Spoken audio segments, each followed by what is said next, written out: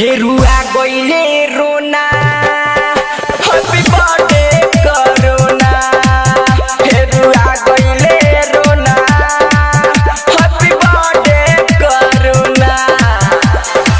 फेरू से सारा साबुन से हाथ धोना। फेरू आ गईले रोना happy birthday corona.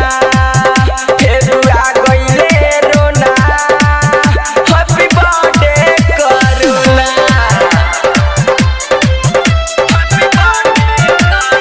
Music by Sora Estrella.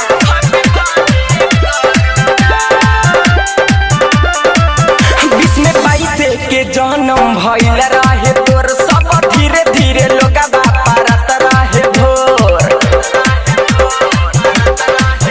बीस में बाईस के जन्म भइल रहे तोर सब धीरे धीरे लोग बापारत रहे भोर। फिर लॉकडाउन लागी हो लोग के चाहुन लागी हो घरे में बैठल बैठल कुछो ना मन भाउन लागी हो।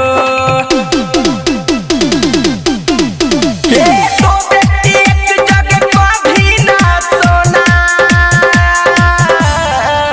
फेरू आ गईले रोना हैप्पी बर्थडे करोना। फेरू आ गईले रोना हैप्पी बर्थडे करोना।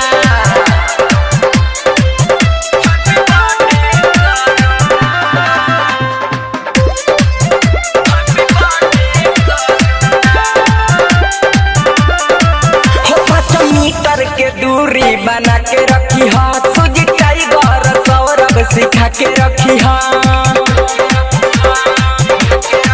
हो 5 मीटर के दूरी बना के रखी हा सुजी टाइगर सौरभ सिखा के रखी हा। कहता फैशन फिरोज बड़े मनी तो रोजे रोज जे भी सुनत आवे हाला उ रहता नाही सो।